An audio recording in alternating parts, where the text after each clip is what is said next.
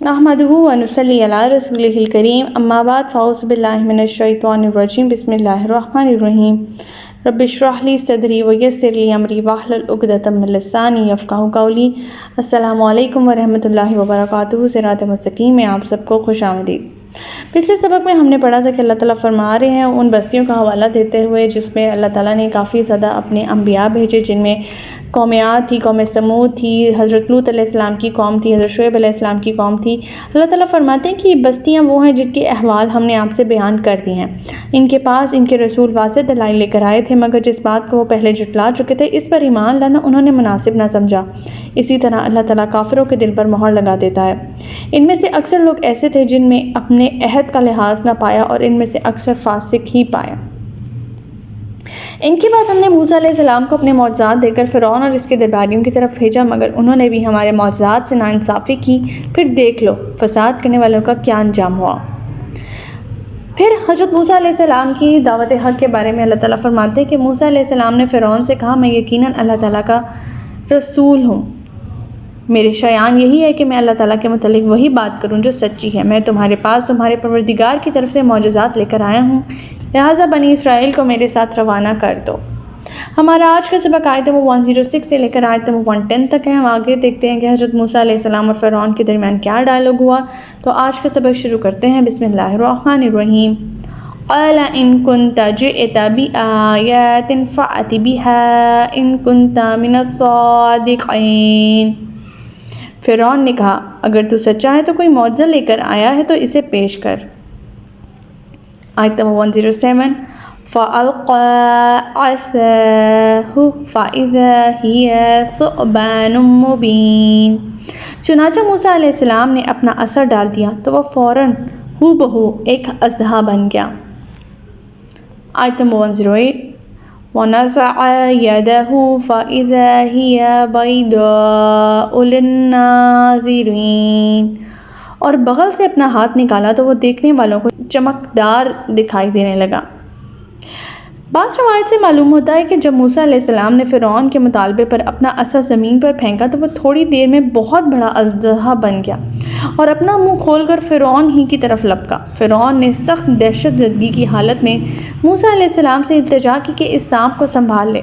आप अलैहिस्सलाम ने इसे हाथ लगाया तो वो फिर असा बन गया। फिर आपने अपना हाथ अपनी बगल में दबाया और इसे निकाला तो वो सफ़ेद और चमकदार था।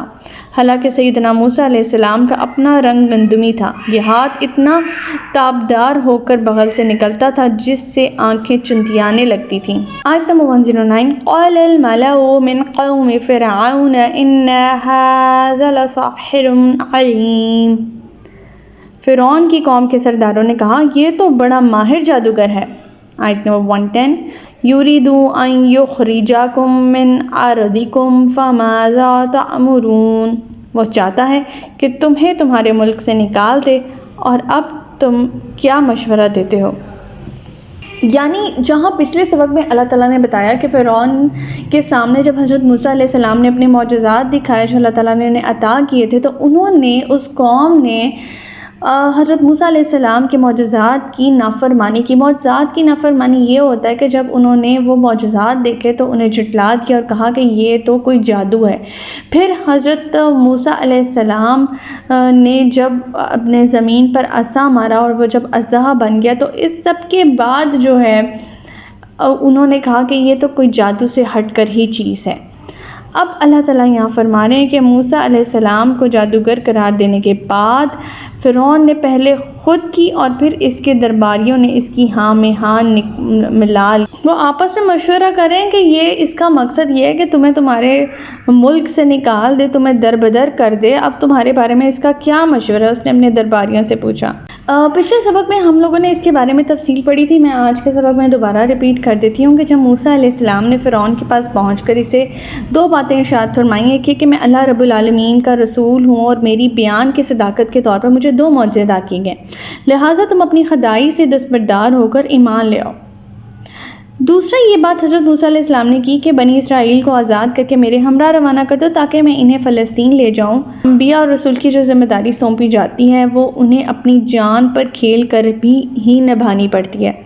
چاہے انہیں اپنی جان کے خطرے سے ہی کیوں دوچار نہ ہونا پڑے، وہ ضرور اپنی یہ ذمہ داری نبھاتے ہیں۔ چنانچہ کئی انبیاء السلام اسی ذمہ داری کو ادا کرتے ہوئے شہید بھی کر دیے گئے، تاہم رسولوں کی حد تک ان کی جان بچانے کی ذمہ داری خود اللہ تعالیٰ اپنے ذمہ لے لیتے ہیں۔ سیدنا موسیٰ علیہ السلام نے جب فرعون کے پاس آنے سے بیشتر اپنی جان کا خطرہ محسوس کیا تھا تو اللہ تعالیٰ نے یہ یقین دہانی کرائی تھی کہ وہ تجھے قتل نہیں کر سکیں گے، اس لیے انہوں نے نڈر ہو کر اللہ تعالیٰ کے اوپر یقین کر کر اس کے سامنے یہ بات کہی۔ اب جب انہوں نے یہ اپنے مطالبات رکھے کہ اللہ تعالیٰ کی عبادت کرو، میں اللہ تعالیٰ کی طرف سے بھیجا ہوا ایک رسول ہوں، میری پیروی کرو، اور یہ معجزات مجھے دے دیے گئے ہیں، لیکن انہوں نے کیا کیا کہ انہوں نے کہا یہ تو جادو ہے، اور جب اژدہا اس کی طرف لپکا جو ہم نے پچھلی آیت میں پڑھا ہے تو وہ تو ڈر گیا اور اس نے اپنے درباریوں سے کہا کہ یہ کیا ماجرا ہے، اور درباریوں نے بھی کہا ہاں یہ تو تمہیں تمہارے ملک سے نکال دینا چاہتا ہے اور یہ تو بڑا ماہر جادوگر ہے۔ تو ہمارا آج کا سبق یہیں تک تھا۔ اللہ تعالیٰ سے دعا ہے کہ اللہ تعالیٰ قرآن پاک کے احکامات پر ہمیں عمل پیرا ہونے کی توفیق عطا فرمائے۔ اگلے سبق میں دیکھیں گے مزید کیا ڈائلاگ ہوتا ہے حضرت موسیٰ علیہ السلام کا اور فرعون کا۔ اللہ تعالیٰ سے دعا ہے کہ اللہ تعالیٰ ہمیں صراط مستقیم پر ثابت قدم رکھے۔ ربنا لا تزغ قلوبنا بعد إذ هديتنا وهب لنا من لدنك رحمة إنك أنت الوهاب۔ سبحانك اللهم وبحمدك نشهد أن لا إله إلا أنت أستغفرك وأتوب إليك۔ السلام علیکم ورحمۃ اللہ وبرکاتہ۔